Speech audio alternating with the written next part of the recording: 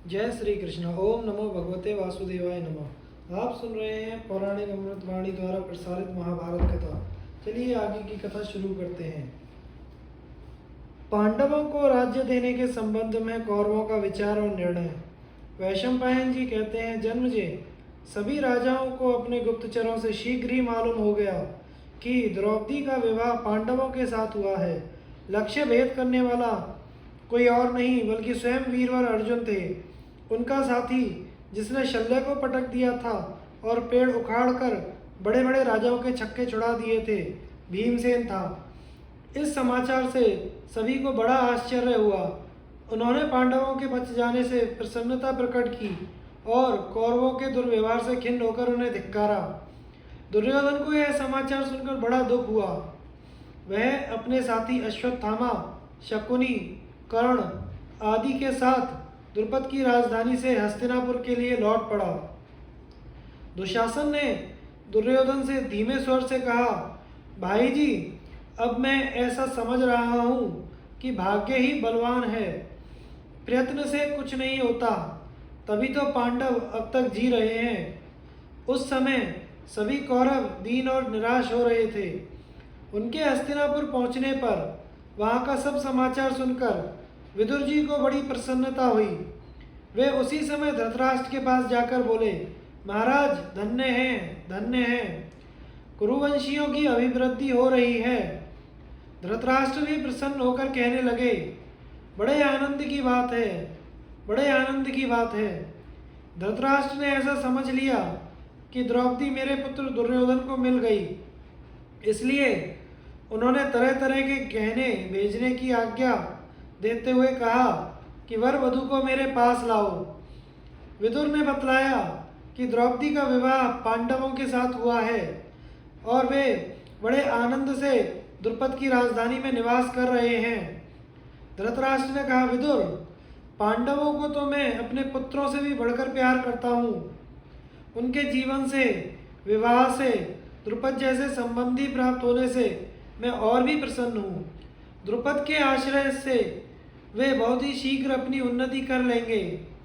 विदुर ने कहा, मैं चाहता हूँ कि जन्म भर आपकी बुद्धि ऐसी ही बनी रहे। जब विदुर वहाँ से चले गए तब दुर्योधन और कर्ण ने धृतराष्ट्र के पास आकर कहा, महाराज, विदुर के सामने हम लोग आपसे कुछ भी नहीं कह सकते।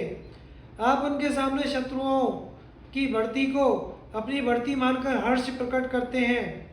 हमें तो रात दिन शत्रुओं के बल के नाश की धुन में लगे रहना चाहिए। हमें तो अभी से कोई ऐसा उपाय करना चाहिए जिससे वे आगे चलकर हमारी राज्य संपत्ति को हत्या न सकें। धृतराष्ट्र बोले, बेटा, यही तो मैं भी कहता हूँ, परंतु विदुर के सामने वाणी तो क्या, चेहरे से भी यह भाव प्रकट नहीं होना चाहिए, कहीं वह मेरे भाव को भांप ना ले। इसलिए मैं उसके सामने पांडवों के ही गुणों का वखान करता हूँ। तुम दोनों इस समय जो करना उचित समझते हो वह बतलाओ। दुर्योधन ने कहा, पिताजी, मेरा तो ऐसा विचार है कि कुछ विश्वासी गुप्तचर एवं चतुर ब्राह्मणों को भेजकर कुंती और माद्री के पुत्रों में मनमुटाव उत्पन्न करा दिया जाए, अथवा राजा द्रुपद उनके पुत्र और मंत्रियों को लोभ के फंदे में फंसाकर वश में कर लेना चाहिए और उनके द्वारा उनको वहाँ से निकलवा देना चाहिए। यह उपाय भी कर सकते हैं कि द्रौपदी उन्हें छोड़ दे। यदि किसी तरह धोखा देकर भीमसेन को मारा जा सके तब तो सारा काम ही बन जाए। भीमसेन के बिना अर्जुन तो हमारे कर्ण का चौथाई भी नहीं है। यदि ये उपाय आपको ना जचे तो कर्ण को उनके पास भेज दीजिए। जब वे लोग कर्ण के साथ यहाँ आ जाएंगे तो फिर पहले की तरह कोई ना कोई उपाय किया जाएगा और इस बार वे बच नहीं सकेंगे। द्रुपद का पूरा विश्वास और सहानुभूति प्राप्त करने में पहले ही उन्हें मार डालना चाहिए। मेरी तो यही सलाह है। कर्ण, इस संबंध में तुम्हारी क्या राय है? कर्ण ने कहा, दुर्योधन, मैं तुम्हारी राय पसंद नहीं करता। तुम्हारे बतलाए हुए उपायों से पांडवों का वश में होना संभव नहीं दिखता। वे आपस में इतना प्रेम करते हैं कि मनमुटाव का कोई भी ढंग नहीं दिखता। सबका प्रेम एक ही स्त्री में है और वह विवाह के द्वारा प्राप्त है। इससे उनकी घनिष्ठता और भी सिद्ध होती है। राजा द्रुपद भी एक श्रेष्ठ पुरुष हैं, वह धन के लोभी नहीं। तुम सारा राज्य देकर भी उसे पांडवों के विपक्ष में नहीं कर सकते। जब तक श्री कृष्ण यादवों की सेना लेकर पांडवों को राज्य दिलवाने के लिए राजा द्रुपद के यहाँ नहीं पहुंचते, तभी तक तुम अपना पराक्रम प्रकट कर लो। बात यह है कि श्री कृष्ण पांडवों के लिए अपनी अपार संपत्ति, सारे भोग और राज्य का भी त्याग करने में नहीं हिचकेंगे। इसलिए मेरी सम्मति तो यह है कि हम एक बहुत बड़ी सेना लेकर अभी चढ़ाई कर दें और द्रुपद को हराकर पांडवों को पराक्रम से ही मार डालें, क्योंकि पांडव साम, दान और भेद नीति से वश में नहीं किए जा सकते। उन वीरों को तो केवल वीरता से ही मार डालना चाहिए। धृतराष्ट्र ने कहा, बेटा कर्ण, तुम शस्त्रास्त्र कुशल हो, नीति कुशल भी हो।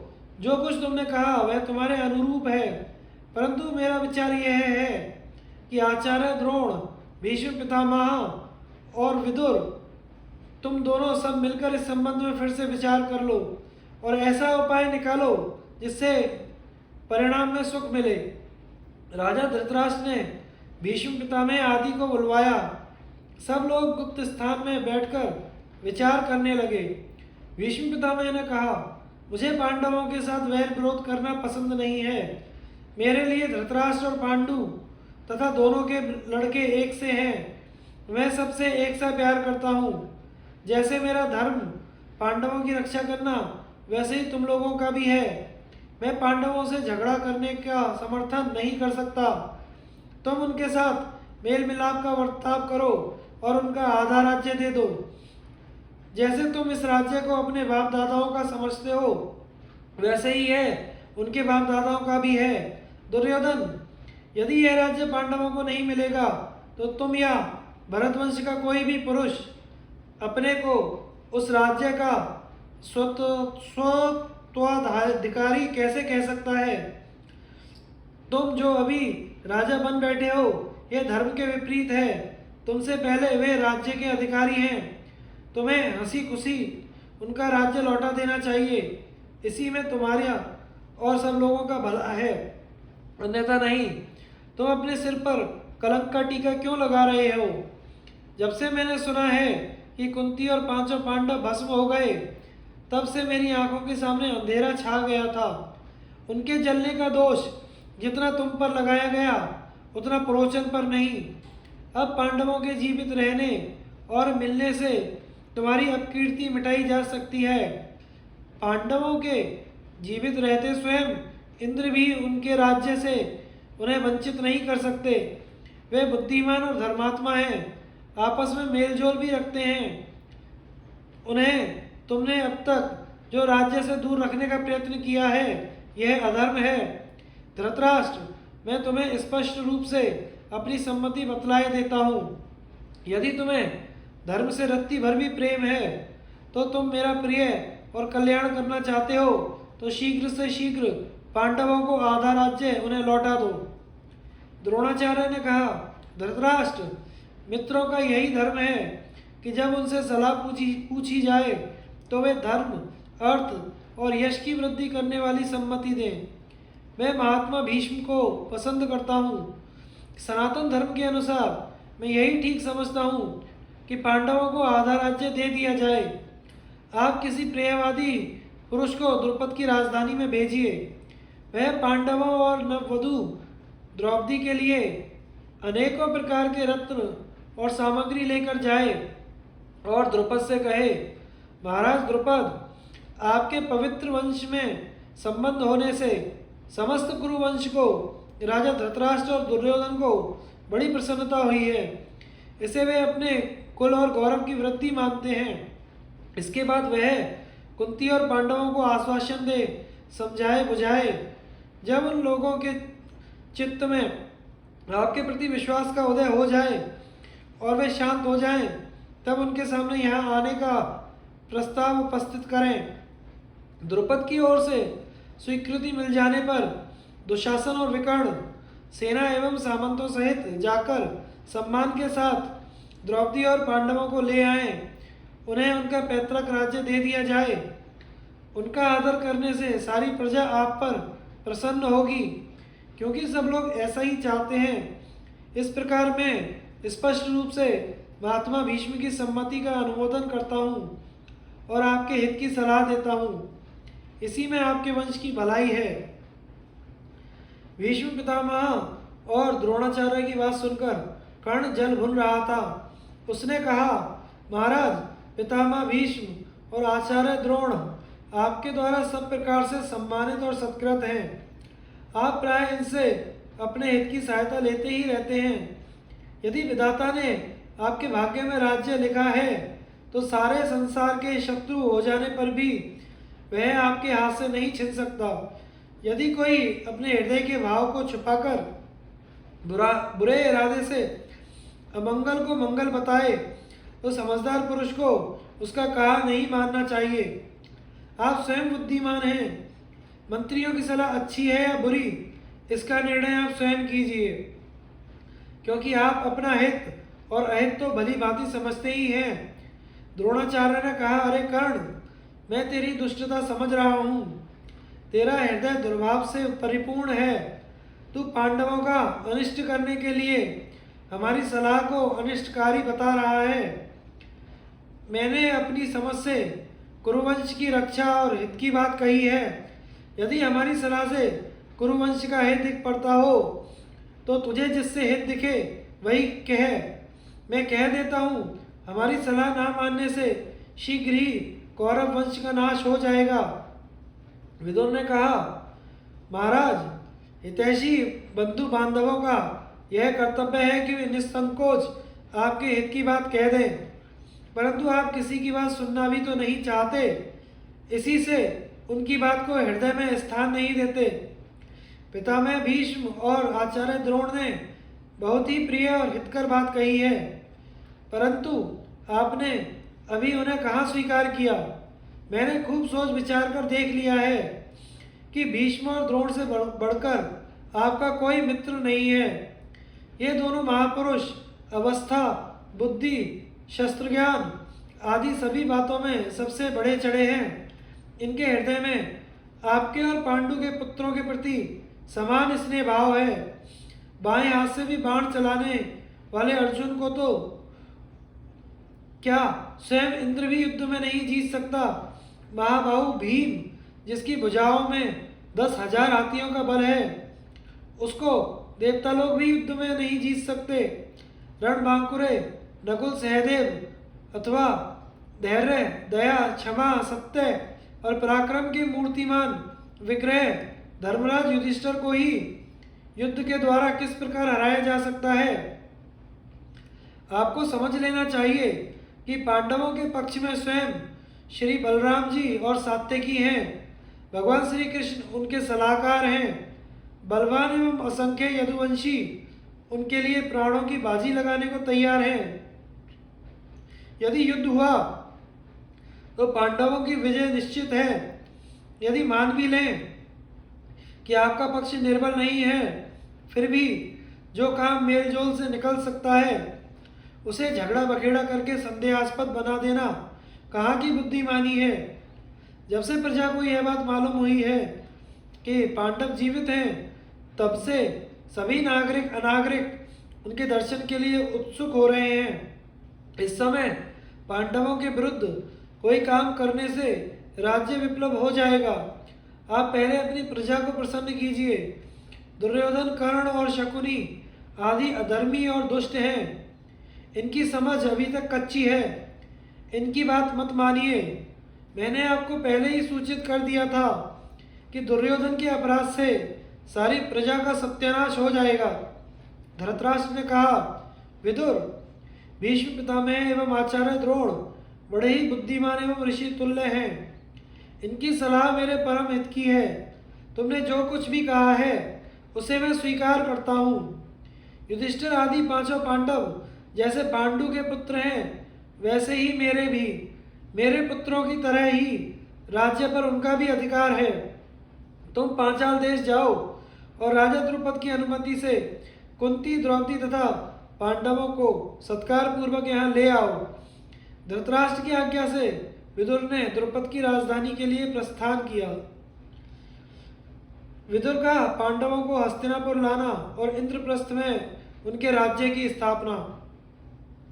वैशंपायन जी कहते हैं, जन्मजय, महात्मा विदुर रथ पर सवार होकर पांडवों के पास राजा द्रुपद की राजधानी में गए। विदुर जी द्रुपद, पांडव एवं द्रौपदी के लिए तरह तरह के रत्न और उपहार अपने साथ ले गए थे। वे पहले नियमानुसार राजा द्रुपद से मिले।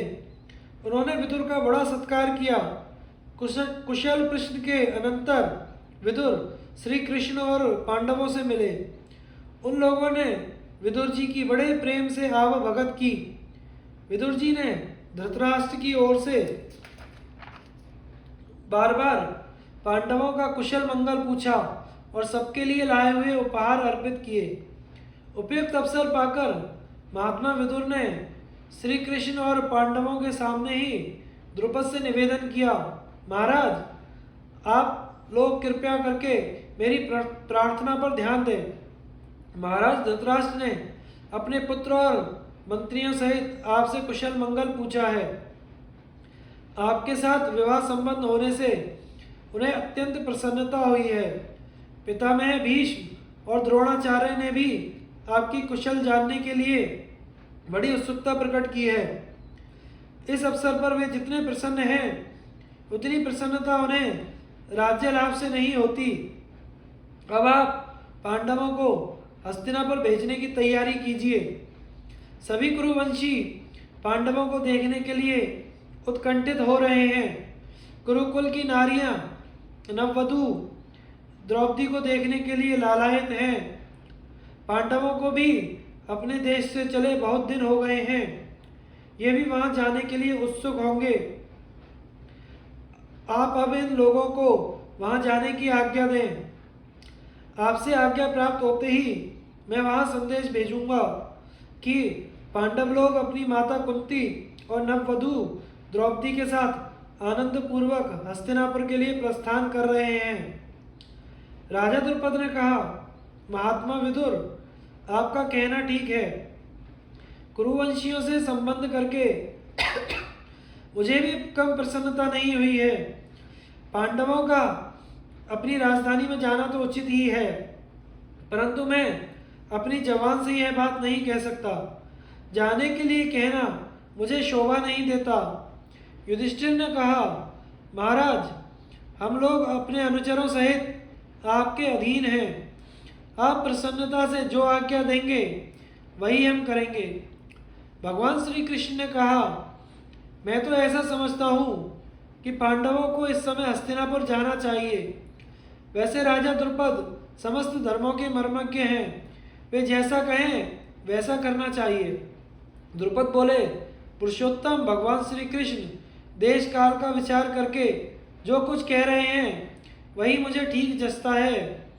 इसमें संदेह नहीं कि मैं पांडवों से जितना प्रेम करता हूँ उतना ही भगवान श्री कृष्ण भी करते हैं। पांडवों की जितनी मंगल कामना श्री कृष्ण करते हैं उतनी स्वयं पांडव भी नहीं करते। इस प्रकार सलाह करके पांडव राजा द्रुपद से विदा हुए और भगवान श्री कृष्ण महात्मा विदुर, कुंती तथा द्रौपदी के साथ हस्तिनापुर पहुंच गए। रास्ते में किसी को किसी प्रकार का कष्ट नहीं हुआ। जब राजा धृतराष्ट्र को यह बात मालूम हुई कि वीर पांडव आ रहे हैं, तब उन्होंने उनकी अगवानी के लिए विकर्ण, चित्रसेन और अन्य कौरवों को भेजा। द्रोणाचार्य और कृपाचार्य भी गए। सब लोग नगर के पास ही पांडवों से मिले। उन लोगों से घिरकर पांडवों ने हस्तिनापुर में प्रवेश किया। पांडवों के दर्शन के लिए सारे नगरवासी टूट पड़े। उनके दर्शन से प्रजा का शोक और दुख दूर हो गया। प्रजा आपस में पांडवों की प्रशंसा करके कहने लगी, यदि हमने दान, होम, तप आदि कुछ भी पुण्य कर्म किया हो तो उसके फलस्वरूप पांडव जीवन भर इसी नगरी में रहे। पांडवों ने राजसभा में जाकर राजा धृतराष्ट्र, भीष्म पितामह और समस्त पूज्य पुरुषों के चरणों में प्रणाम किया। उनकी आज्ञा से भोजन विश्राम करने के अनंतर बुलवाने पर वे फिर राजसभा में गए। धृतराष्ट्र ने कहा, युधिष्ठिर, तुम अपने भाइयों के साथ सावधानी से मेरी बात सुनो। अब तुम लोगों का दुर्योधन आदि के साथ किसी तरह का झगड़ा मनमुटाव ना हो, इसलिए तुम आधा राज्य लेकर खांडव प्रस्थ में अपनी राजधानी बना लो और वहीं रहो। वहाँ तुम्हें किसी का कोई भय नहीं, क्योंकि जैसे इंद्र देवताओं की रक्षा करते हैं वैसे ही अर्जुन तुम लोगों की रक्षा करेगा। पांडवों ने राजा धृतराष्ट्र की यह बात स्वीकार की और उनके चरणों में प्रणाम करके खांडव प्रस्थ में रहने लगे। व्यास आदि महर्षियों ने शुभ मुहूर्त में धरती नापकर शास्त्र विधि के अनुसार राजभवन की नींव डाली। थोड़े ही दिनों में वह तैयार होकर स्वर्ग के समान दिखाई दिया। युधिष्ठिर ने अपने बसाए नगर का नाम इंद्रप्रस्थ रखा। नगर के चारों ओर समुद्र के समान गहरी खाई और आकाश को छूने वाली चार दीवारी बनाई गई थी। बड़े बड़े फाटक, ऊंचे ऊंचे महल और गोपुर दूर से ही दिख पड़ते थे। स्थान स्थान पर अस्त्र शिक्षा के अखाड़े बने हुए थे।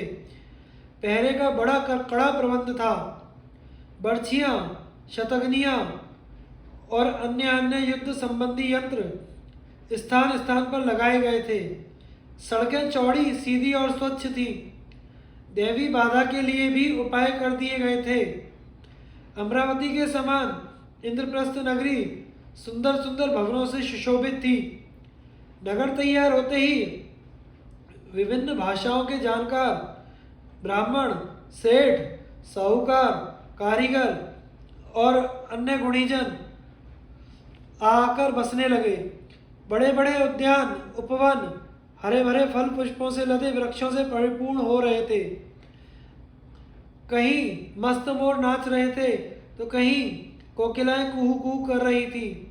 पक्षियों का कलरवा निराला ही था। तरह तरह के शीश महल, लता कुंज, चित्रशालाएं, नकली पहाड़, कृत्रिम झरने, बावलियां स्थान स्थान पर शोभायमान थी। सफेद, लाल, नीले, पीले कमल सुगंधी का विस्तार कर रहे थे। नगर की बनावट और प्रजा की उत्तमता से पांडवों को बड़ी प्रसन्नता हुई। उनका आधा राज्य मिल गया, नगर बस गया, दिनों दिन उन्नति होने लगी। जब पांडव बेखटके होकर राज्य भोग करने लगे तब भगवान श्री कृष्ण और बलराम उनकी अनुमति लेकर द्वारका चले गए।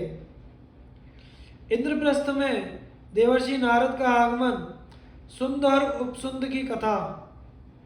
जन्मेजय ने पूछा, भगवान, इंद्रप्रस्थ का राज्य पाने के बाद पांडवों ने क्या क्या किया? उनकी धर्मपत्नी द्रौपदी उनके साथ कैसा व्यवहार करती थी? वे एक पत्नी में आसक्त होने पर भी पारस्परिक वैमनस्य और विरोध से कैसे बचे रहे? मैं उनकी कथा विस्तार से सुनना चाहता हूँ, आप कृपया करके सुनाइए। वैशंपायन जी ने कहा, जन्मेजय, महातेजस्वी सत्यवादी धर्मराज युधिष्ठिर अपनी पत्नी द्रौपदी के साथ इंद्रप्रस्थ में सुखपूर्वक रहकर भाइयों की सहायता से संपूर्ण प्रजा का पालन करने लगे।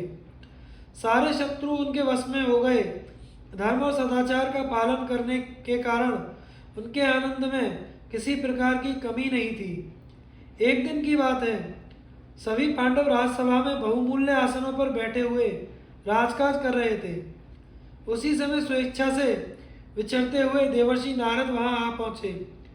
युधिष्ठिर ने अपने आसन से उठकर उनका स्वागत किया और उन्हें बैठने के लिए श्रेष्ठ आसन दिया।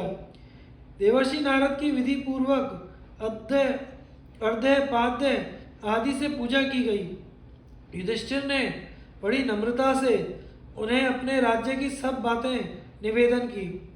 नारद जी ने उनके सम्मानार्थ पूजा स्वीकार करके उन्हें बैठने की आज्ञा दी।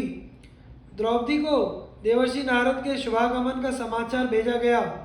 शीलवती द्रौपदी बड़ी पवित्रता और सावधानी के साथ देवर्षि नारद के पास आई। प्रणाम करके मर्यादा के साथ हाथ जोड़कर खड़ी हो गई। देवर्षि नारद ने आशीर्वाद देकर द्रौपदी को रनिवास में जाने की आज्ञा दे दी। द्रौपदी के चले जाने पर देवर्षि नारद ने पांडवों को एकांत में बुलाकर कहा, वीर पांडवों,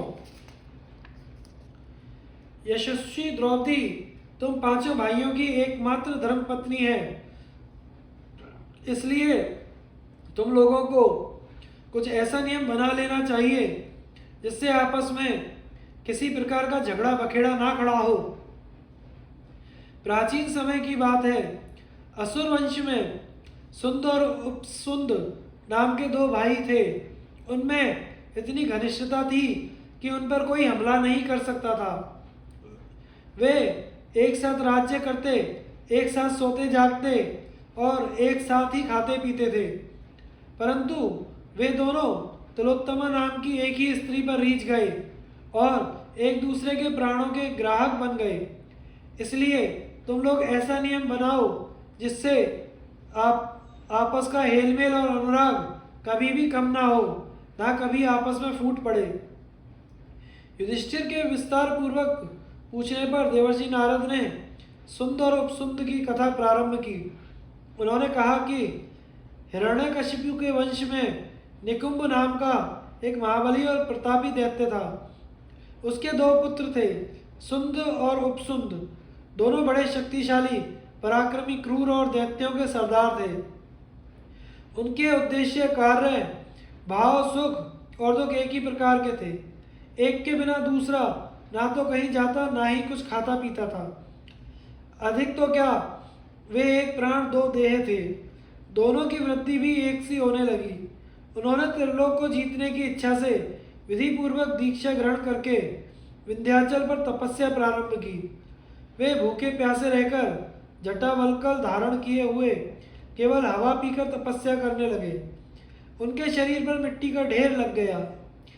केवल एक अंगूठे के बल पर खड़े होकर दोनों हाथ ऊपर उठाए वे सूर्य की ओर एकटक निहारते रहते। बहुत दिनों तक ऐसी तपस्या करने से विंध्य पर्वत भी प्रभावित हो गया। उनकी तपस्या का फल देने के लिए स्वयं ब्रह्मा जी प्रकट हुए और उनसे वर मांगने को कहा। सुंद उपसुंद ने ब्रह्मा जी को देख हाथ जोड़कर कहा, प्रभु, यदि आप हमारी तपस्या से प्रसन्न हैं और हमें वर देना चाहते हैं तो ऐसी कृपा कीजिए कि हम दोनों श्रेष्ठ मायावी अस्त्र शस्त्रों के जानकार, स्वेच्छा अनुसार रूप बदलने वाले, बलवान एवं अमर हो जाएं। ब्रह्मा जी ने कहा, अमर होना तो देवताओं की विशेषता है, तुम्हारी तपस्या का यह उद्देश्य भी नहीं था। इसलिए अमर होने के सिवा जो कुछ तुमने मांगा है वह प्राप्त होगा। दोनों भाइयों ने कहा, पितामह, तब आप हमें ऐसा वर दीजिए कि हम संसार के किसी भी प्राणी या पदार्थ द्वारा ना मरें। हमारी मृत्यु कभी हो तो एक दूसरे के हाथ से हो। ब्रह्मा जी ने उन्हें यह वर दे दिया और फिर अपने लोक को चले गए। वे दोनों वर पाकर अपने घर लौट गए। सुंद और उपसुंद के बंधु बांधवों की प्रसन्नता की सीमा न रही। दोनों भाई सज धज कर उत्सव मनाने लगे। खाओ पियो मौज उड़ाओ की आवाज से उनका नगर गूंज उठा। जब नगर में घर घर इस प्रकार का उत्सव होने लगा तब सुंद उपसुंद ने बड़े बूढ़ों की सलाह से दिग्विजय के लिए यात्रा की। उन्होंने इंद्रलोक, यक्ष, राक्षस, नाग, मलेच्छ सब पर विजय प्राप्त करके सारी पृथ्वी को अपने वश में करने की चेष्टा की।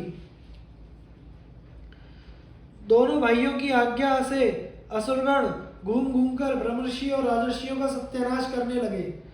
वे ब्राह्मणों के अग्निहोत्र की अग्नि को उठाकर पानी में फेंक देते। तपस्वियों के आश्रम उजड़ गए। उनमें टूटे फूटे कमंडल, स्त्रुवा और कलशों के ही दर्शन होते थे। जब ऋषि लोग दुर्गम स्थानों में जा जाकर छिपने लगे तब वे दोनों असुर हाथी, सिंह और बाघ बनकर उनकी हत्या करने लगे। ब्राह्मण और क्षत्रियों का विध्वंस होने लगा। यज्ञ, स्वाध्याय और उत्सवों के बंद होने से चारों ओर हाहाकार मच गया। बाजार के कारोबार बंद हो गए, संस्कारों का लोप होने लगा और हड्डियों का ढेर लग जाने से पृथ्वी भयंकर हो गई।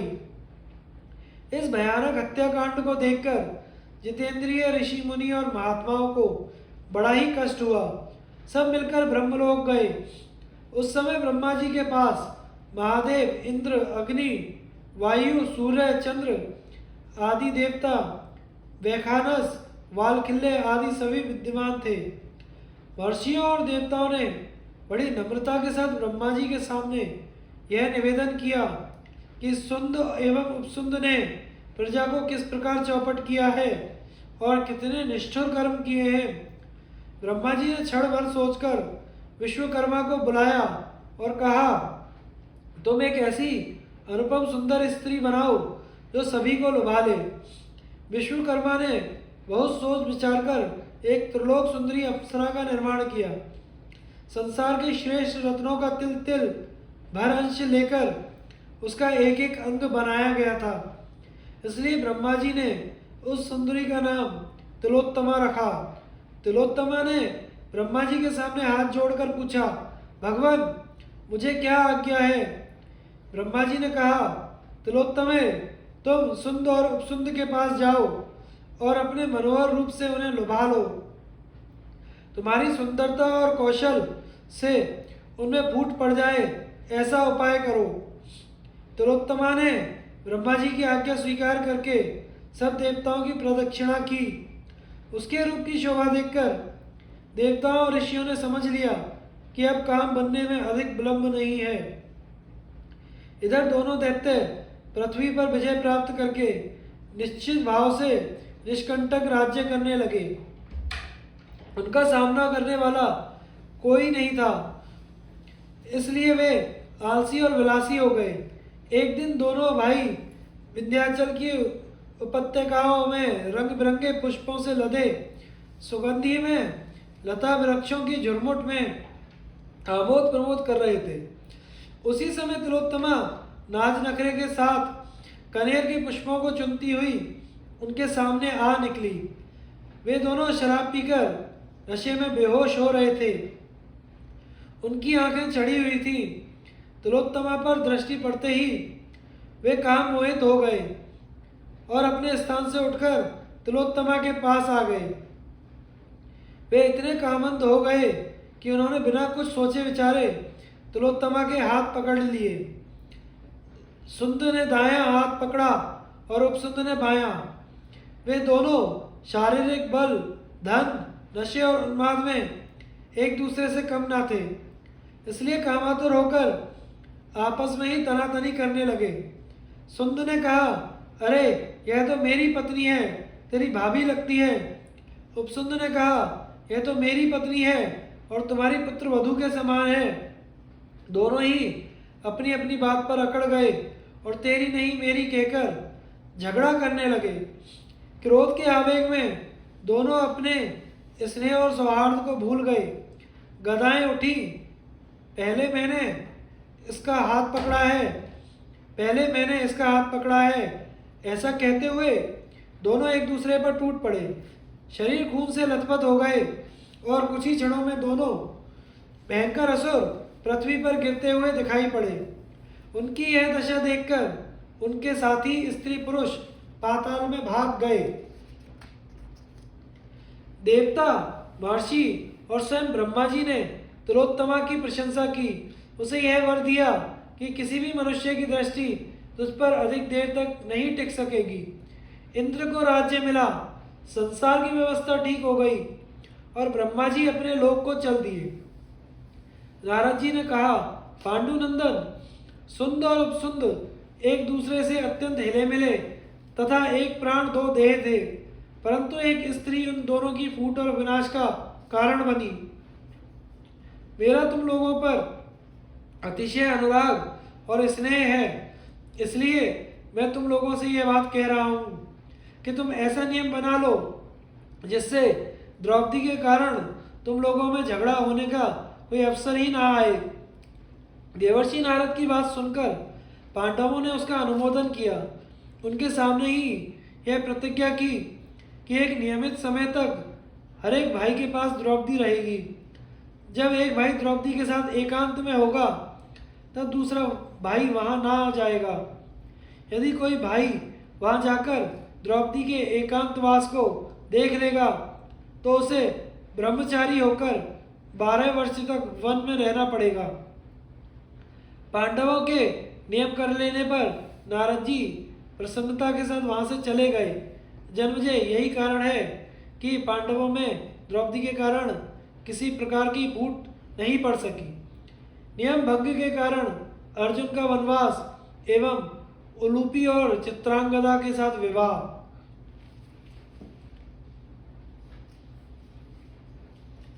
वैशंपायन जी कहते हैं, जन्मजय, पांडव लोग ऐसा नियम बनाकर वहां रहने लगे। उन्होंने अपने शारीरिक बल और अस्त्र कौशल से एक एक करके राजाओं को वश में कर लिया। द्रौपदी सभी के अनुकूल रहती। पांडव उसे पाकर संतुष्ट और सुखी हुए। वे धर्मानुसार प्रजा का पालन करते थे। उनकी धार्मिकता के प्रभाव से कुरुवंशियों के भी दोष मिटने लगे। एक दिन की बात है, लुटेरों ने किसी ब्राह्मण की गौएं लूट ली और उन्हें लेकर भागने लगे। ब्राह्मण को बड़ा क्रोध आया। वह इंद्रप्रस्थ में आकर पांडवों के सामने करुण क्रंदन करने लगा।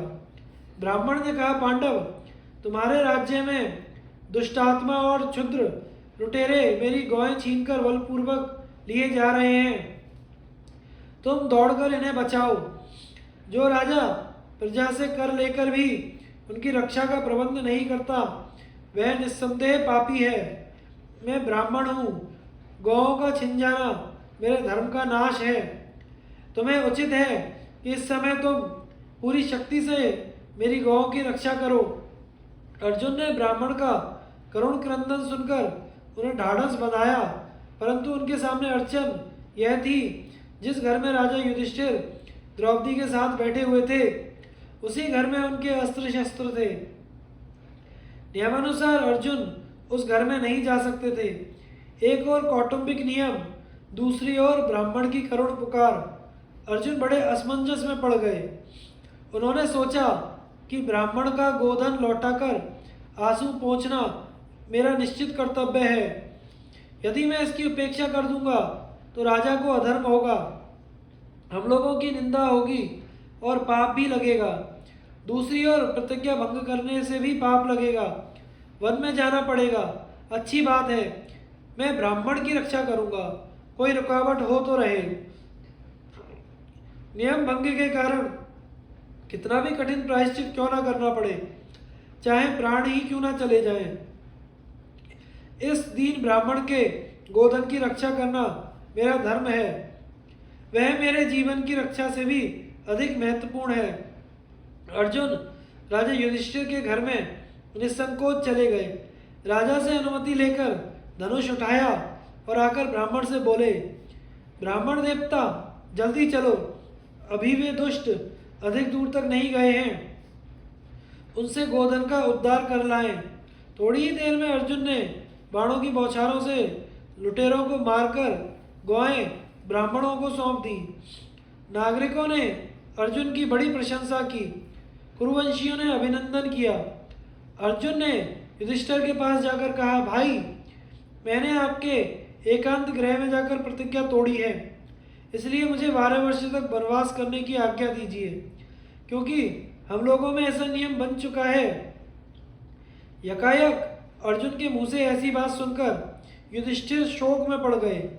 उन्होंने व्याकुल होकर अर्जुन से कहा, भाई, यदि तुम मेरी बात मानते हो तो मैं जो कहता हूँ सुनो। यदि तुमने नियम भंग किया भी है तो उसे मैं क्षमा करता हूँ। मेरे अंतःकरण में उससे तनिक भी दुख नहीं हुआ। तुमने तो बहुत अच्छा काम किया। बड़ा भाई स्त्री के साथ बैठा हो तो वहाँ छोटे भाई का जाना अपराध नहीं है। छोटा भाई स्त्री के साथ बैठा हो तो वहाँ बड़े भाई को नहीं जाना चाहिए। तुम वनवास का विचार छोड़ दो। ना तो तुम्हारे धर्म का लोप हुआ, ना ही मेरा अपमान। अर्जुन ने कहा, आप ही कहते हैं कि धर्म पालन में बहानेबाजी नहीं करनी चाहिए। मैं शस्त्र छूकर सच सच कहता हूँ और अपनी सत्य प्रतिज्ञा को कभी नहीं तोड़ूंगा। अर्जुन ने वनवास की दीक्षा ली और 12 वर्ष तक वनवास करने के लिए चल पड़े। अर्जुन के साथ बहुत से वेद वेदांग के मर्मज्ञ, आध्यात्म चिंतक, भगवत भक्त, त्यागी ब्राह्मण, कथावाचक, वानप्रस्थ और भिक्षाजीवी भी चले। स्थान स्थान पर कथाएं होती। उन्होंने सैकड़ों वन, सरोवर, नदी, पुण्यतीर्थ, देश एवं समुद्र के दर्शन किए। अंत में हरिद्वार पहुंचकर वे कुछ दिनों के लिए ठहर गए। ब्राह्मणों ने स्थान स्थान पर अग्निहोत्र की स्थापना कर ली। स्वाहा स्वाहा की गंभीर ध्वनि से सारा वन प्रांत गूंज उठा। एक दिन अर्जुन स्नान करने के लिए गंगा जी में उतरे। वे स्नान तर्पण करके हवन करने के लिए बाहर निकलने ही वाले थे कि नाग कन्या उलूपी ने कामासक्त होकर उन्हें जल के भीतर खींच लिया और अपने भवन को ले गई। अर्जुन ने देखा कि वहाँ यज्ञ अग्नि प्रज्वलित हो रही है। उन्होंने उसमें हवन किया। अग्निदेव को प्रसन्न करके नाग कन्या उलूपी से पूछा, सुंदरी, तुम कौन हो? तुम ऐसा साहस करके मुझे किस देश में ले आई हो? उलूपी ने कहा, मैं ऐरावत वंश के कौरव्य नाग कन्या उलूपी हूँ। मैं आपसे प्रेम करती हूँ। आपके अतिरिक्त मेरी दूसरी गति नहीं है। आप मेरी अभिलाषा पूर्ण कीजिए और मुझे स्वीकार कीजिए। अर्जुन ने कहा, देवी, मैंने धर्मराज युधिष्ठिर की आज्ञा से 12 वर्ष के ब्रह्मचर्य का नियम ले रखा है। मैं स्वाधीन नहीं हूँ। मैं तुम्हें प्रसन्न करना चाहता तो हूँ, परंतु मैंने अब तक कभी किसी प्रकार का असत्य भाषण नहीं किया है। मुझे झूठ का पाप ना लगे, मेरे धर्म का लोप ना हो, ऐसा ही काम तुम्हें करना चाहिए। उलूपी ने कहा, आप लोगों ने द्रौपदी के लिए जो मर्यादा बनाई थी उसे मैं जानती हूँ, परंतु वह नियम द्रौपदी के साथ धर्म पालन करने के लिए है। इस लोक में मेरे साथ उस धर्म का लोप नहीं होता। साथ ही आत्मरक्षा भी तो परम धर्म है। मैं दुखिनी हूँ, आपके सामने रो रही हूँ। यदि आप मेरी इच्छा पूर्ण नहीं करेंगे तो मैं मर जाऊंगी। मेरी प्राण रक्षा करने से आपके धर्म का लोप नहीं होगा, आर्त रक्षा का पुण्य ही होगा। आप मुझे प्राण दान देकर धर्म उपार्जन कीजिए। अर्जुन ने उलूपी की प्राण रक्षा को धर्म समझकर उसकी इच्छा पूर्ण की और रात भर वहीं रहे। दूसरे दिन वे वहां से निकलकर हरिद्वार आ गए। चलते समय नाग कन्या उलूपी ने अर्जुन को वर दिया कि किसी भी जलचर प्राणी से आपको भय नहीं होगा। सब जलचर आपके अधीन रहेंगे। अर्जुन ने वहां की सब घटना ब्राह्मणों से कही। तदनंतर वे हिमालय की तराई में चले गए। अगस्त्य वट, वशिष्ठ पर्वत, भृगुतंत्र आदि पुण्य तीर्थों में स्नान करते, ऋषियों के दर्शन करते विचरण करने लगे। उन्होंने बहुत सी गौएं दान की तथा अंग वंग और कलिंग आदि देशों के तीर्थों के दर्शन किए। जो कुछ ब्राह्मण अर्जुन के साथ गए थे वे भी कलिंग देश की सीमा से उनकी अनुमति लेकर लौट पड़े। अर्जुन महेंद्र पर्वत पर होकर समुद्र के किनारे चलते चलते मणिपुर पहुंचे। वहां के राजा चित्रवाहन बड़े धर्मात्मा थे। उनकी सर्वांग सुंदरी कन्या का नाम चित्रांगदा था। एक दिन अर्जुन की दृष्टि उस पर पड़ गई। उन्होंने समझ लिया कि यह यहाँ की राजकुमारी है और राजा चित्रवाहन के पास जाकर कहा, राजन, मैं कुलीन क्षत्रिय हूँ, आप मुझसे अपनी कन्या का विवाह कर दीजिए। चित्रवाहन के पूछने पर अर्जुन ने बतलाया कि मैं पांडुपुत्र अर्जुन हूँ। चित्रवाहन ने कहा, वीरवर, मेरे पूर्वजों में प्रवंजन नाम के राजा हो गए हैं। उन्होंने संतान ना होने पर उग्र तपस्या करके देवाधिदेव महादेव को प्रसन्न किया। उन्होंने वर दिया कि तुम्हारे वंश में सबके एक एक संतान होती जाएगी। वीर, तब से हमारे वंश में वैसा ही होता आया है। मेरे यह एक ही कन्या है, इसे मैं पुत्र ही समझता हूँ। इसका मैं पुत्री का धर्म के अनुसार विवाह करूँगा, जिससे इसका पुत्र मेरा दत्तक पुत्र हो जाए और मेरा वंश प्रवर्तक बने। अर्जुन ने राजा की शर्त मान ली और विधि पूर्वक विवाह हुआ। पुत्र होने पर अर्जुन राजा से अनुमति लेकर फिर तीर्थ यात्रा के लिए चल पड़े। वीरवर अर्जुन वहां से चलकर समुद्र के किनारे किनारे अगस्त्य तीर्थ, सौभद्र तीर्थ, पौलोम तीर्थ, कारंदमती तीर्थ और भारद्वाज तीर्थ में गए। उन तीर्थों के पास के ऋषि मुनि उनमें स्नान नहीं करते थे। अर्जुन के पूछने पर मालूम हुआ कि उनमें बड़े बड़े ग्रह रहते हैं जो ऋषियों को निगल जाते हैं। तपस्वियों के रोकने पर भी अर्जुन ने सौभद्र तीर्थ में जाकर स्नान किया। जब वहां मगर ने अर्जुन का पैर पकड़ा तो वे उसे उठाकर ऊपर ले आए, परंतु उस समय एक बड़ी विचित्र घटना घटी। वह मगर तत्क्षण एक सुंदरी अप्सरा के रूप में बदल गया। अर्जुन के पूछने पर अप्सरा ने बतलाया कि मैं कुबेर की प्रेयसी वर्गा नाम की अप्सरा हूँ। एक बार मैं अपनी 4 सखियों के साथ कुबेर जी के पास जा रही थी। रास्ते में एक तपस्वी के तप में हम लोगों ने विघ्न डालना चाहा। तपस्वी के चित्त में काम का तो उदय नहीं हुआ, परंतु उन्होंने क्रोधवश शाप दे दिया कि तुम पांचों मगर होकर 100 वर्ष तक पानी में रहो। देवर्षि नारद से यह जानकर कि पांडव अर्जुन यहाँ आकर थोड़े ही दिनों में हम लोगों का उद्धार कर देंगे, हम लोग इन तीर्थों में मगर होकर रह रही हैं। आपने मेरा तो उद्धार कर दिया, अब मेरी 4 सखियों का भी उद्धार कीजिए। उलूपी के वरदान के कारण अर्जुन को जलचरों से कोई भय तो था नहीं। उन्होंने सब अप्सराओं का उद्धार भी कर दिया और उनके प्रयत्न से वहाँ के सब तीर्थ बाधाहीन हो गए। वहाँ से लौटकर अर्जुन एक बार फिर मणिपुर गए। चित्रांगदा से जो पुत्र हुआ उसका नाम बभ्रुवाहन रखा गया। अर्जुन ने राजा चित्रवाहन से कहा कि आप इस लड़के को ले लीजिए, जिससे इसकी शर्त पूरी हो जाए। उन्होंने चित्रांगदा को भी बभ्रुवाहन के पालन पोषण के लिए वहाँ रहने की आवश्यकता बतलाई। उसे राजसूय यज्ञ में अपने पिता के साथ इंद्रप्रस्थ आने के लिए कहकर फिर तीर्थ यात्रा के लिए गोकर्ण क्षेत्र गए। दक्षिणी समुद्र के उत्तर तटवर्ती तीर्थों की यात्रा करके अर्जुन पश्चिम समुद्र के तटवर्ती तीर्थों की यात्रा करने लगे। जब वे प्रवास क्षेत्र में पहुंचे तब भगवान श्री कृष्ण को वहां उनके आने का समाचार मिला। उन्होंने उसी समय अपने परम मित्र अर्जुन से मिलने के लिए प्रवास क्षेत्र की यात्रा की। नर और नारायण के मिलने से आनंद की बाढ़ आ गई। दोनों परस्पर गले मिले। कुशल मंगल, तीर्थ यात्रा और उनके कारण के संबंध में विस्तार से बात हुई। कुछ समय के बाद दोनों मित्र रैवतक पर्वत पर जाकर रहने लगे। वहां श्री कृष्ण के सेवकों ने पहले ही सब प्रकार की सजावट एवं खाने पीने, सोने घूमने की सुविधा कर रखी थी।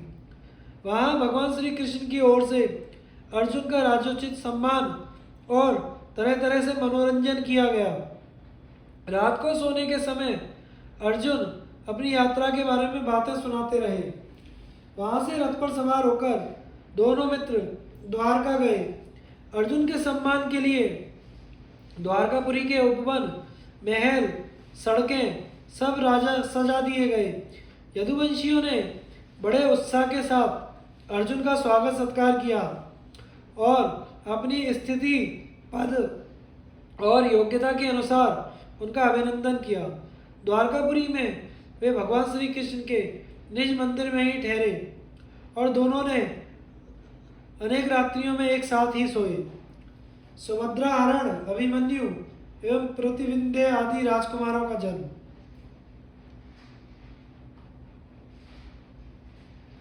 वैशंपायन जी कहते हैं, राजन, एक बार वृषणी, भोज और अंधक वंशों के यादवों ने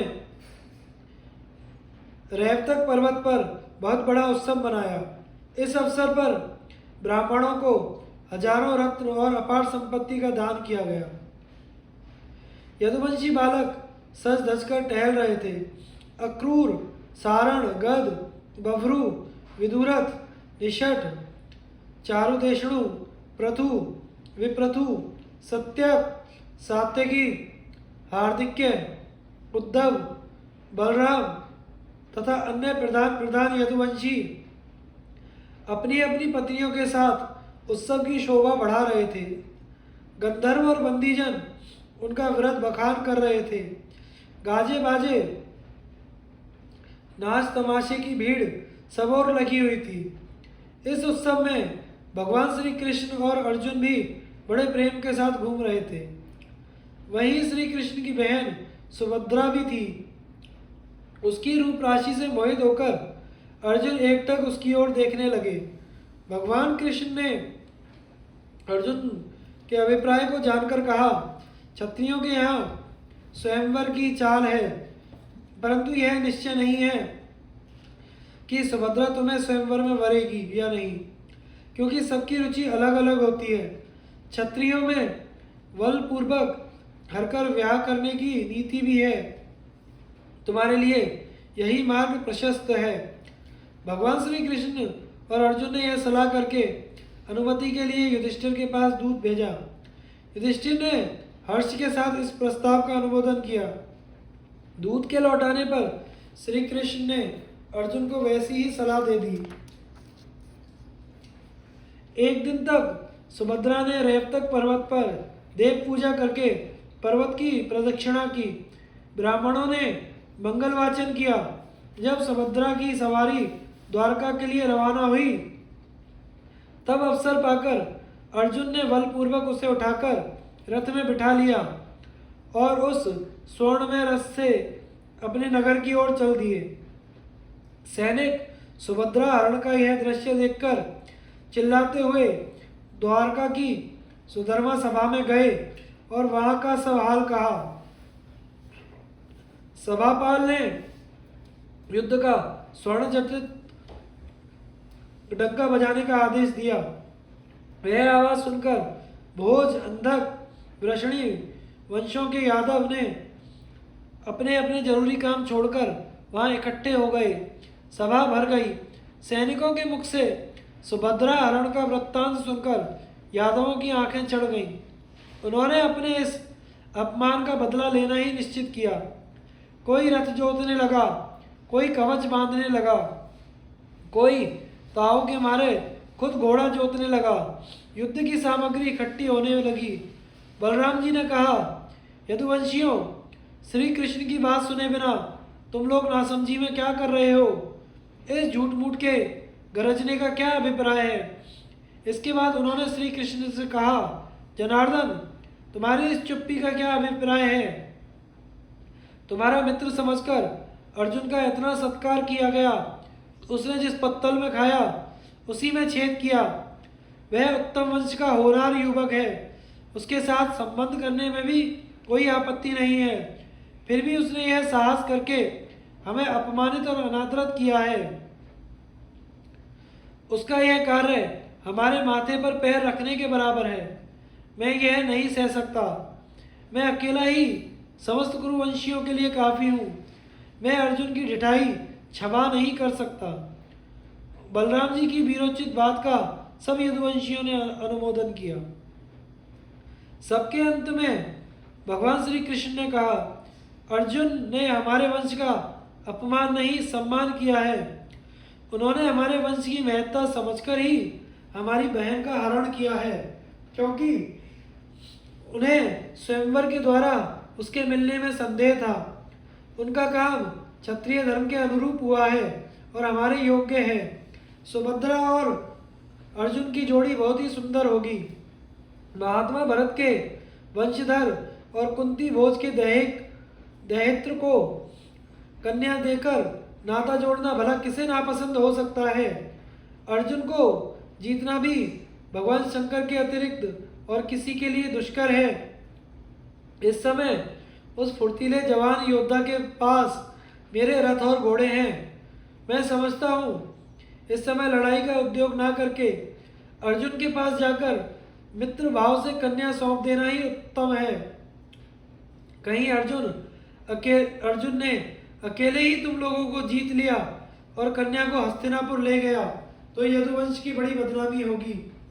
यदि उससे मित्रता कर ली जाए तो हमारा यश बढ़ेगा। सब लोगों ने श्री कृष्ण की बात मान ली। सम्मान के साथ अर्जुन लौटा लाए गए। द्वारका में सुभद्रा के साथ उनका विधि पूर्वक विवाह संस्कार हुआ। विवाह के बाद वे 1 वर्ष तक द्वारका में रहे और शेष समय पुष्कर क्षेत्र में व्यतीत किया। 12 वर्ष पूरे होने पर वे सुभद्रा के साथ इंद्रप्रस्थ लौट आए। अर्जुन ने नम्रता के साथ अपने बड़े भाई युधिष्ठिर के चरणों में नमस्कार करके ब्राह्मणों की पूजा की। द्रौपदी ने उन्हें प्रेम भरा उलाहना दिया और उन्होंने उससे प्रसन्न किया। सुभद्रा लाल रंग की रेशमी साड़ी पहनकर ग्वालिन के वेश में रनिवास में गई। कुंती के चरण छुए। सर्वांग सुंदरी पुत्र वधू को देखकर कुंती ने आशीर्वाद दिया। सुभद्रा ने द्रौपदी के पैर छूकर कहा, बहन मैं तुम्हारी दासी हूँ। द्रौपदी ने प्रसन्नता से भरकर गले लगा लिया। अर्जुन के आ जाने से महल और नगर में प्रसन्नता की लहर दौड़ गई। जब द्वारका में यह समाचार पहुंचा कि अर्जुन इंद्रप्रस्थ पहुंच गए हैं, तब भगवान श्री कृष्ण, बलराम और बहुत से श्रेष्ठ यदुवंशी, उनके पुत्र पौत्र तथा बहुत सी सेना भी इंद्रप्रस्थ के लिए रवाना हुई। उनके शुभागमन का समाचार सुनकर युधिष्ठिर ने नकुल और सहदेव को आगवानी करने के लिए भेजा। सारा इंद्रप्रस्थ झंडियों और फूल पत्तों से सजा दिया गया। सड़कों पर छिड़काव कर दिया गया। चंदन और अगर की सुगंध चारों ओर फैल गई। श्री कृष्ण और बलराम ने राजभवन में पहुंचकर सबके साथ प्रणाम, आशीर्वाद आदि उचित व्यवहार किया। सबकी यथायोग्य आवभगत की गई। भगवान श्री कृष्ण ने सुभद्रा के विवाह के उपलक्ष्य में बहुत सा दहेज दिया। किंकिणी जाल मंडित 4 घोड़ों से युक्त चतुर सारथी सहित स्वर्ण जटित 1 सहस्त्र रथ, मथुरा देश की दुधार एवं पवित्र 10,000 गौएं, 1,000 स्वर्ण भूषित सफेद रंग की घोड़ियां, सदी हुई तेज चाल की 1,000 बढ़िया खच्चरियां, सब प्रकार से योग्य सहस्त्र दासियां, 1 लाख घोड़े और कीमती कपड़े तथा कंबल भी दिए तथा 10 भार सोना और 1,000 मदमस्त हाथी दिए। युधिष्ठिर की संपत्ति बढ़ गई। सब लोग राजभवन में रहकर आमोद प्रमोद करने लगे। पांडवों के आनंद का ठिकाना ना रहा। यदुवंशी तो कुछ दिनों तक वहां रहकर द्वारकापुरी चले गए, परंतु भगवान श्री कृष्ण कुछ समय के लिए अर्जुन के पास इंद्रप्रस्थ में ही रह गए। समय आने पर सुभद्रा के गर्भ से एक पुत्र उत्पन्न हुआ। उसका नाम अभिमन्यु रखा गया। उसके जन्म के अवसर पर युधिष्ठिर ने 10,000 गौएं, बहुत सा सोना और रत्न, धन आदि का दान किया। अभिमन्यु पांडवों को, श्री कृष्ण को और पूर्ववासियों को बहुत प्यारे लगते थे। श्री कृष्ण ने उनके सब संस्कार संपन्न किए और वेदाध्ययन उन्होंने अर्जुन से ही धनुर्वेद की शिक्षा ग्रहण की। अभिमन्यु का अस्त्र कौशल देखकर अर्जुन को बड़ी प्रसन्नता होती थी। वे बहुत से गुणों में तो भगवान श्री कृष्ण के तुल्य थे। द्रौपदी के गर्भ से भी 5 पांडवों द्वारा 1-1 वर्ष के अंतर पर 5 पुत्र उत्पन्न हुए।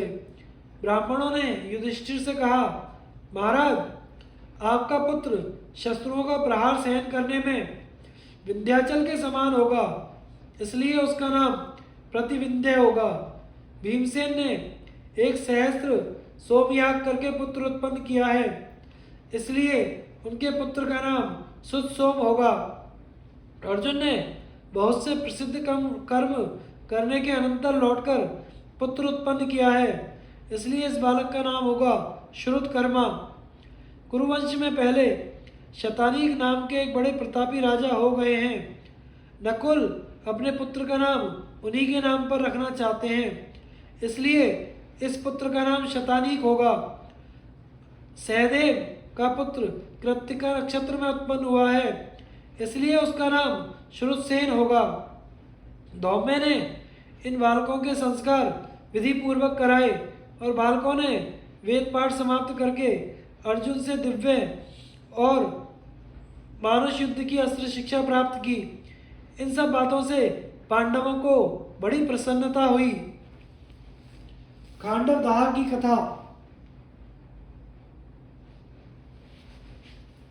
वैशंपायन जी कहते हैं, जन्मजय, जैसे जीव शुभ लक्षणों और पवित्र कर्मों से युक्त मानव शरीर पाकर सुख से रहता है और अपनी उन्नति करता है, वैसे ही प्रजा धर्मराज युधिष्ठिर को राजा के रूप में पाकर सुख और शांति के साथ उन्नति करने लगी। उनके राजत्व काल में सामंत राजाओं की राज्य लक्ष्मी अविचल हो गई, प्रजा की बुद्धि अंतर्मुख हो गई, धर्म का बोलबाला हो गया।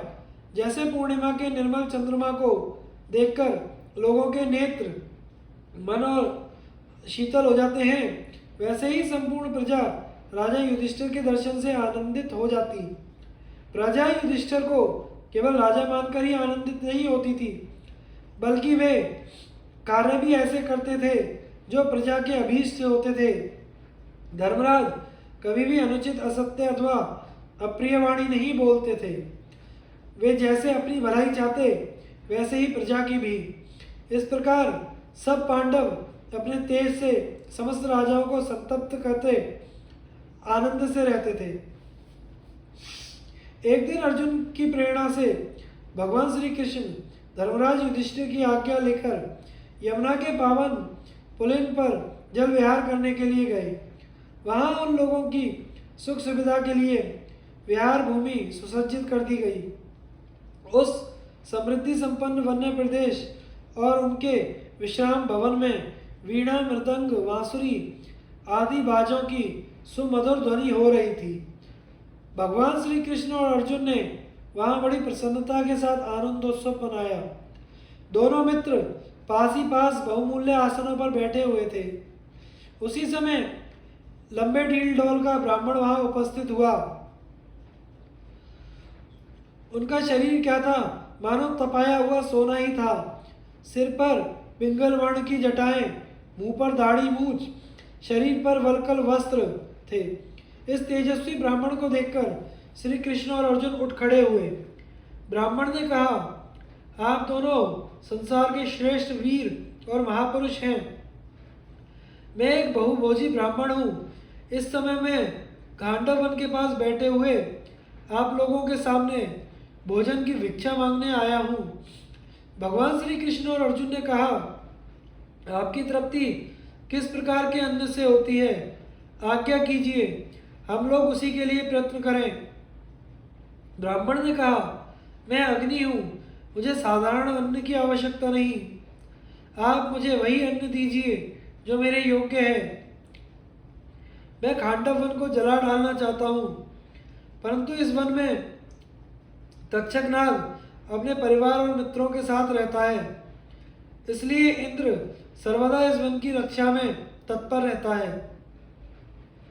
जब जब मैं इस वन को जलाने की चेष्टा करता हूँ, तब तब वह उस पर जल की धाराएं उड़ेल देता है और मेरी लालसा पूरी नहीं होती। आप दोनों अस्त्र शस्त्र विद्या के पारदर्शी हैं, इसलिए आप लोगों की सहायता से मैं इसे जला सकता हूँ। मैं आप लोगों से इसी भोजन की याचना करता हूँ। जन्मजय ने पूछा, भगवान, अग्निदेव अनेकों प्राणियों से भरे एवं इंद्र द्वारा सुरक्षित खांडव वन को क्यों जलाना चाहते थे? वैशंपायन जी कहते हैं, जन्मजय, प्राचीन समय की बात है। एक बड़ा ही शक्तिशाली और पराक्रमी श्वेतकी नाम का प्रसिद्ध राजा था। उन दिनों वैसा यज्ञ प्रेमी दाता और बुद्धिमान कोई राजा नहीं था। उसने बड़े बड़े यज्ञ किए और उसे यज्ञ कराते कराते ऋतुजादि थक जाते, ऊब जाते, कभी कभी तो अस्वीकार करके चले जाते, परंतु राजा का यज्ञ तो चलता ही रहता। वह उन्हें विनय करके और दान दक्षिणा देकर ब्राह्मणों को प्रसन्न रखता। अंत में जब सभी ब्राह्मण यज्ञ कराते कराते हार गए, तब राजा ने तपस्या के द्वारा भगवान शंकर को प्रसन्न किया और उनकी आज्ञा से दुर्वासा ऋषि के द्वारा महान यज्ञ करवाया। पहले 12 वर्ष, फिर 100 वर्ष के महायज्ञ में दक्षिणा दे देकर राजा ने ब्राह्मणों को छका दिया। दुर्वासा प्रसन्न हुए। राजा श्वेत की अपने सदस्यों और ऋतुजियों के साथ स्वर्ग सिधारे। उस यज्ञ में 12 वर्ष तक अग्निदेव ने घी की अखंड धाराएं पी थी। इस प्रकार उनकी पाचन शक्ति क्षीण हो गई, रंग फीका पड़ गया और प्रकाश मंद हो गया। जब अजीर्ण के कारण उनका अंग अंग ढीला पड़ गया, तब उन्होंने ब्रह्मा जी के पास जाकर प्रार्थना की कि आप कोई ऐसा उपाय बताइए जिससे कि मैं पहले की तरह भला चंगा और स्वस्थ हो जाऊं। ब्रह्मा जी ने कहा, अग्निदेव, तुम खांडव वन को जला दो तो तुम्हारी अरुचि और अजीर्ण दूर हो जाए, तुम्हारी गिलानी भी मिट जाएगी। वहां से आकर अग्निदेव ने 7 बार खांडव वन को जलाने की चेष्टा की, परंतु इंद्र के संरक्षण के कारण वे अपने प्रयत्न में सफल ना हो सके। जब अग्नि निराश होकर दोबारा ब्रह्मा जी के पास गए, तब उन्होंने भगवान श्री कृष्ण और अर्जुन की सहायता से खांडव वन जलाने का उपाय बताया। अग्निदेव ने यमुना के तट पर आकर उनसे पूर्वोक्त बातें कही। ब्राह्मण वेशधारी अग्निदेव की प्रार्थना सुनकर अर्जुन ने कहा, अग्निदेव, मेरे पास दिव्यास्त्रों की कमी नहीं है, मैं उनके द्वारा युद्ध में इंद्र को भी छका सकता हूँ, परंतु मेरे बाहुबल को संभाल सकने वाला धनुष मेरे पास नहीं है और न उन अस्त्रों से उपयुक्त बहुत से बाण हैं। रथ भी ऐसा नहीं है जो यथेष्ट बाणों का बोझ ढो सके। श्री कृष्ण के पास भी इस समय ऐसा कोई शस्त्र नहीं है जिससे ये युद्ध में नागों और पिशाचों को मार सकें। खांडव वन जलाते समय इंद्र को रोकने के लिए युद्ध सामग्री की आवश्यकता है। बल और कौशल हमारे पास है, सामग्री आप दे दीजिए। अर्जुन की समयोचित वाणी सुनकर अग्निदेव ने जलाधिपति लोकपाल वरुण का स्मरण किया। तुरंत वरुण प्रकट हो गए। अग्नि ने कहा, आपको राजा सोम ने अक्षय तरकश, गांडीव धनुष और वानर चिन्ह युक्त ध्वजा से मंडित दिव्य रथ दिया है, वह शीघ्र मुझे दीजिए तथा चक्र भी दीजिए। श्री कृष्ण और अर्जुन चक्र तथा गांडीव धनुष की सहायता से मेरा बड़ा भारी काम सिद्ध करेंगे। वरुण ने अग्निदेव की प्रार्थना स्वीकार की। उन्होंने अर्जुन को वह अक्षय तरकश और गांडीव धनुष दे दिया। गांडीव धनुष की महिमा अद्भुत है, वह किसी भी शस्त्र से कट नहीं सकता और सभी शस्त्रों को काट सकता है। उससे योद्धा का यश, कांति और बल बढ़ता है। वह अकेले ही लाखों धनुषों के समान छत्रहित और तीनों लोकों में पूजित तथा प्रशंसित है। समस्त सामग्रियों से युक्त, सबके लिए अजय, सूर्य के समान दैदीप्यमान और रत्न जटित एवं दिव्य रथ भी दिए। उस रथ में मन और पवन के समान तेज चलने वाले सफेद चमकीले हार पहने हुए गंधर्व देश के घोड़े जुते हुए थे। रथ पर स्वर्ण डंडे में भयंकर बानर के चिन्ह से चिन्हित ध्वजा फहरा रही थी। यह सब पाकर अर्जुन के आनंद की सीमा न रही। जिस समय अर्जुन ने रथ पर सवार होकर धनुष को झुकाया, उस पर डोरी चढ़ाई, उसी समय उसकी गंभीर आवाज सुनकर लोगों के कलेजे कांप उठे। अर्जुन ने समझ लिया कि अब हम अग्नि की पूरी तरह सहायता कर सकेंगे।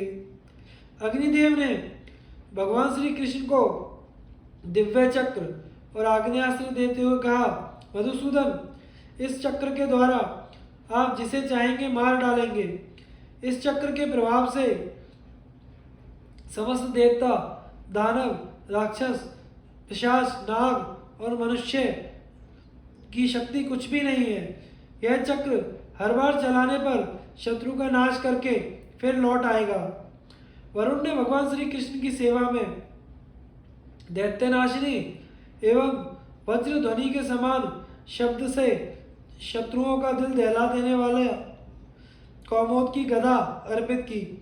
अब श्री कृष्ण और अर्जुन ने अग्निदेव की सहायता करना स्वीकार कर लिया और उन्हें खांडव वन जलाने की अनुमति दी। श्री कृष्ण और अर्जुन की अनुमति पाकर अग्निदेव ने तेजो में दावानल का प्रदीप्त रूप धारण कर लिया। अपने सातों ज्वालाओं से खांडव वन को घेरकर प्रलय का सा दृश्य उपस्थित करते हुए उसे भस्मसात करना प्रारंभ किया। उस वन के सैकड़ों हजारों प्राणी चिल्लाते और चिंगाड़ते हुए इधर उधर भागने लगे। बहुत से प्राणियों का एक एक अंग जल गया, कोई लपटों से झुलस गया, कितनों की आंखें फूट गई, किन्हीं के शरीर पर फपोले पड़ गए। बहुत से अपने संबंधियों के स्नेह बंधन में पड़कर भाग ना सके और एक दूसरे से लिपटकर भस्म हो गए। खांडव वन की आग इस प्रकार धधकने और दहकने लगी कि उसकी ऊंची ऊंची लपटें आकाश तक पहुंच गईं। देवताओं के हृदय में कंपकपी होने लगी। आग की गर्मी से संतप्त होकर सभी देवता देवराज इंद्र के पास गए और कहने लगे, देवेंद्र, क्या यह आग समस्त प्राणियों का संहार कर डालेगी? क्या अभी प्रलय का समय आ गया? देवताओं की घबराहट और प्रार्थना से प्रभावित होकर अग्नि की यह भयानक करतूत देखकर स्वयं इंद्र खांडव वन को अग्नि से बचाने के लिए तैयार हुए। उनकी आज्ञा से दल के दल बादल खांडव वन पर उमड़ आए और गड़गड़ाहट के साथ जल की मोटी धाराएं बरसाने लगे। अर्जुन ने अपने अस्त्र कौशल के बल से बाणों के द्वारा जल की बौछारें रोक दी।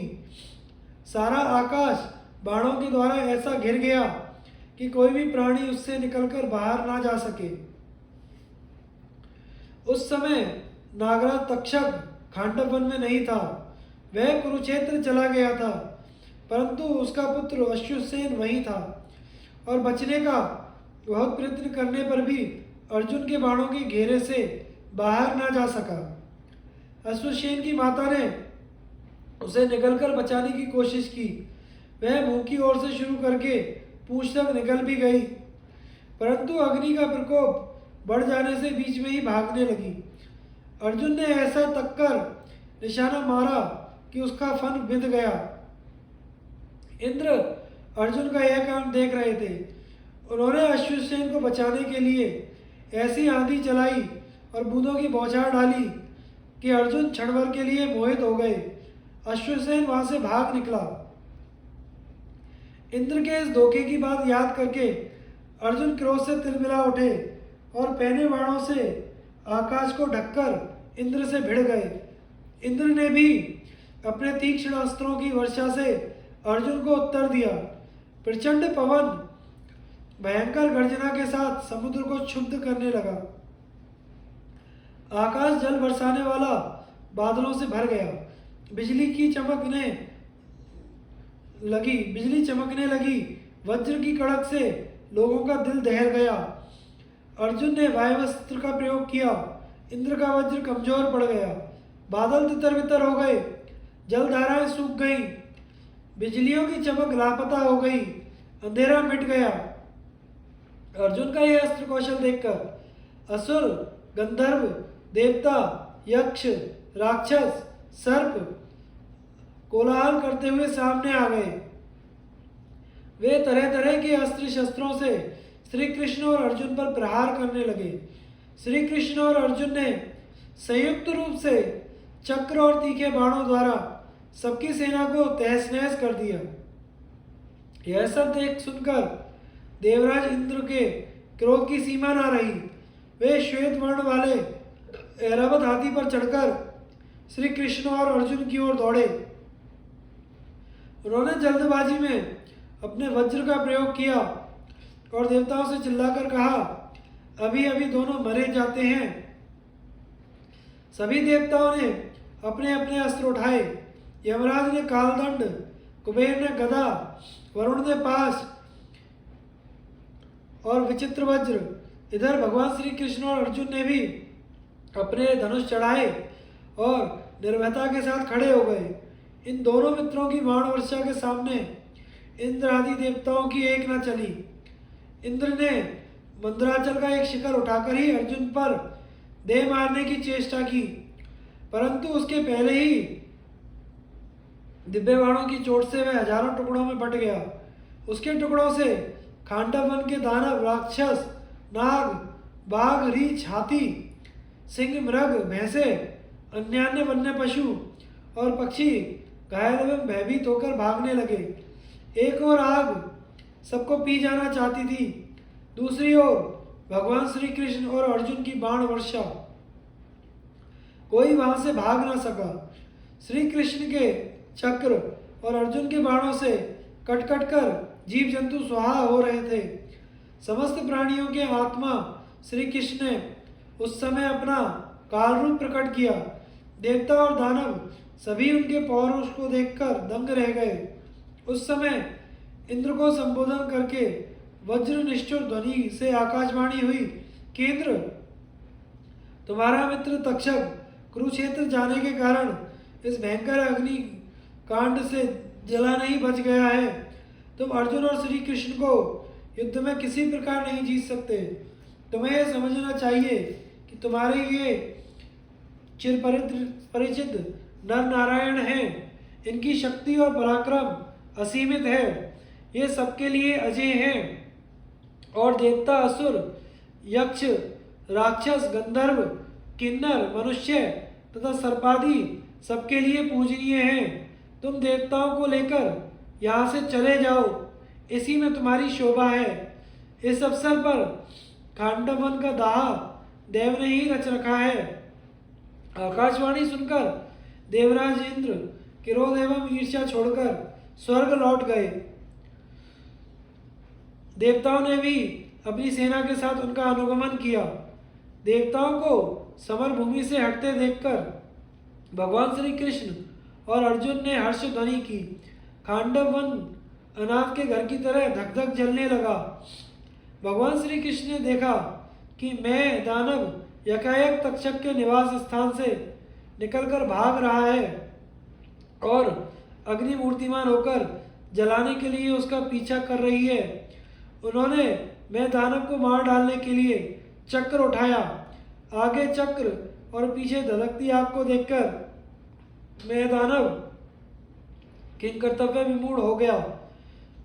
पीछे उसने कुछ सोचकर पुकारा, वीर अर्जुन, मैं तुम्हारी शरण में हूँ, केवल तुम ही मेरी रक्षा कर सकते हो। अर्जुन ने कहा, डरो मत। अर्जुन को अभयदान करते देखकर भगवान श्री कृष्ण ने चक्र रोक लिया और अग्नि ने भी उसे भस्म नहीं किया। मैं दानव की रक्षा हो गई। वह वन 15 दिन तक जलता रहा। इस अग्निकांड से केवल 6 प्राणी बच सके, अश्वसेन सर्प, मैं दानव और 4 शांगड़ पक्षी। शांगड़ पक्षियों के पिता मंदपाल ने और उन पक्षियों में सबसे बड़े जनितारी ने अग्नि देवता की स्तुति करके अपनी रक्षा का वचन ले लिया था। अग्निदेव ने भगवान श्री कृष्ण और अर्जुन की सहायता से प्रज्वलित होकर खांडव वन को जला डाला। अनंतर ब्राह्मण के रूप में उनके सामने प्रकट हुए। उसी समय देवराज इंद्र भी देवताओं के साथ अंतरिक्ष से वहां उतरे। उन्होंने श्री कृष्ण और अर्जुन से कहा, आप लोगों ने ऐसा दुष्कर कार्य किया है जो देवताओं के लिए भी असाध्य है। मैं आप लोगों पर प्रसन्न हूँ, इसलिए आप मनुष्यों के लिए दुर्लभ से दुर्लभ वस्तु भी मुझसे मांग सकते हैं। अर्जुन ने कहा, मुझे आप सब प्रकार के अस्त्र दे दीजिए। इंद्र ने कहा, अर्जुन, जिस समय देवादिदेव महादेव तुम पर प्रसन्न होंगे उस समय तुम्हारे तप के प्रभाव से मैं तुम्हें अपने सारे अस्त्र दे दूंगा। मैं जानता हूँ कि वह समय कब आएगा। भगवान श्री कृष्ण ने कहा, देवराज, आप मुझे यह वर दीजिए कि मेरी और अर्जुन की मित्रता क्षण क्षण बढ़ती जाए और कभी ना टूटे। इंद्र ने प्रसन्न होकर कहा, एवं अस्तु। देवताओं के जाने के बाद अग्निदेव श्री कृष्ण और अर्जुन का अभिनंदन करके चले गए। भगवान श्री कृष्ण, अर्जुन और मैं दानव यमुना के पावन पुलिन पर आकर बैठ गए। आदि पर्व समाप्त। आगे की कहानी आगे की कहानी में हम सभा पर्व की शुरुआत करेंगे। धन्यवाद।